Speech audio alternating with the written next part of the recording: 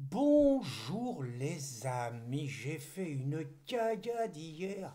Je vous ai fait une vidéo en j'ai taillé Aurore Berger, vous savez, qui veut mettre un système avec des associations qui vont nous fliquer, qui vont dénoncer à l'ARCOM pour foutre en l'air la dissidence et tout. Bon, en gros, j'ai ciblé SOS Racisme, j'ai ciblé le CRIF, j'ai ciblé la LICRA, j'ai ciblé les LGBT, j'ai ciblé les féministes, bon, j'ai laté. Et puis j'ai fait une énorme cagade, j'ai pas ciblé un truc qui s'appelle l'ADAM. A2DAM. Alors je me suis fait engueuler, j'ai reçu un coup de fil de mon copain Yasser. Yasser, il était dans tous ses états. Bon, je vous résume la conversation. Il me dit, Pierre, là, je peux plus, là, t'as fait une grosse connerie, oh, c'est pas possible. J'ai dit, mais où t'es, toi? Il me dit, je suis à Gaza, j'attends la flottille numéro 2. Mais on n'est pas content, nous, t'as vu qui c'est qui nous ont envoyé? Moi, je dis, je sais pas, non. Il dit, ils nous ont envoyé, là, une nana qui est comme un homme, là, qui est coiffée à la garçon, Gabriel Cadalas. C'est une lesbienne, on veut pas de ça, nous. Et Jean-Luc, il a déconné. Je dis, bah ouais, écoute, c'est Jean-Luc qui décide, c'est quoi le problème? Et nous, on voulait la grosse partouzeuse, là, la grosse partouzeuse qui a les gros seins, là. Tu parles de qui? Mais tu sais, celle qui a été violée toute la nuit, là, puis son mec qui l'embarquait dans les partous. Ah, Ercilia, bah oui, nous, on veut Ercilia. On veut l'emmener, on veut lui faire visiter les tunnels. Les tunnels, c'est quand même autre chose que vos caves. Et Jean-Luc, il nous envoie une autre, là, ça va pas du tout. Bon, j'ai dit, d'accord, ok, je lui dirai. Mais tu m'appelles pourquoi? Il me dit, t'as déconné hier, t'as vu, t'as parlé des juifs, mais t'as pas parlé des frères. J'ai dit, mais tu me parles de quoi? Mais là-dedans, c'est quoi là-dedans?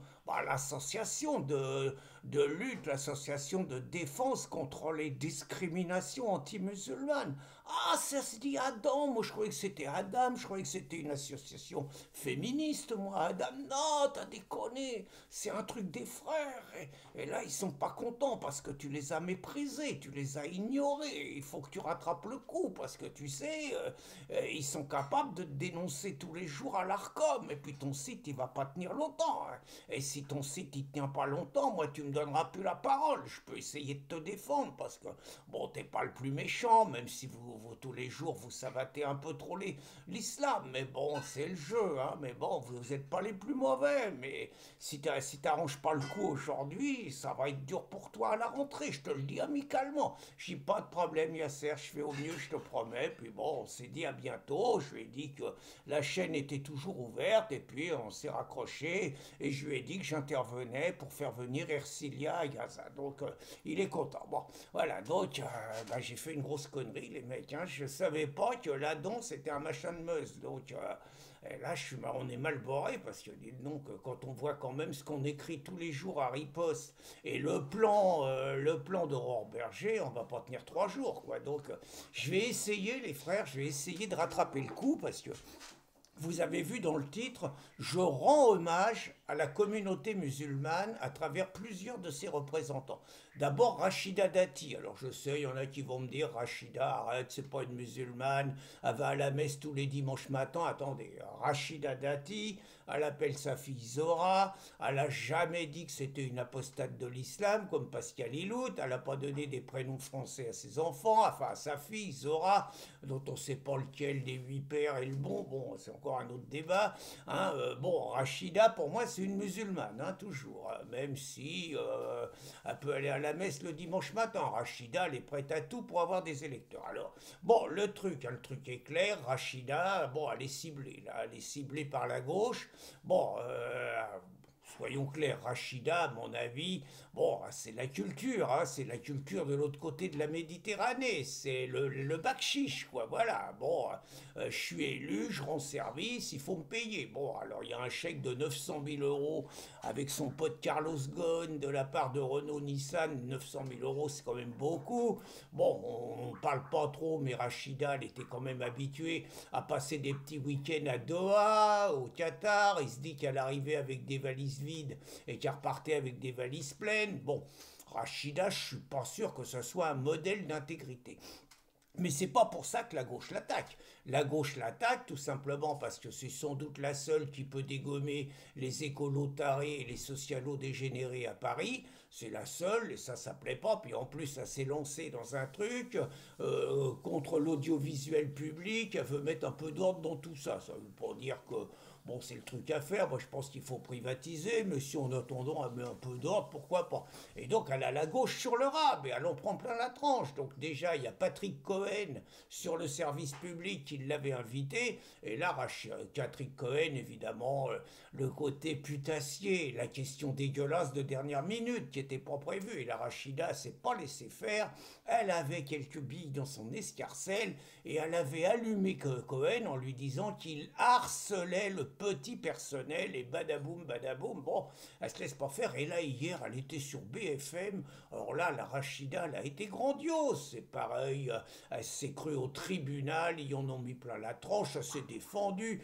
Elle a allumé les juges, elle a allumé les journalistes. Elle était barrée, les journalistes continuaient à baver sur elle. Elle est revenue sur le plateau et elle a continué à bastonner. Moi, j'avoue, hein, Rachida, en dehors du fait que, bon, je vous ai dit, pour moi, elle est passée à la caisse quelquefois. Bon, mais en attendant, c'est une battante.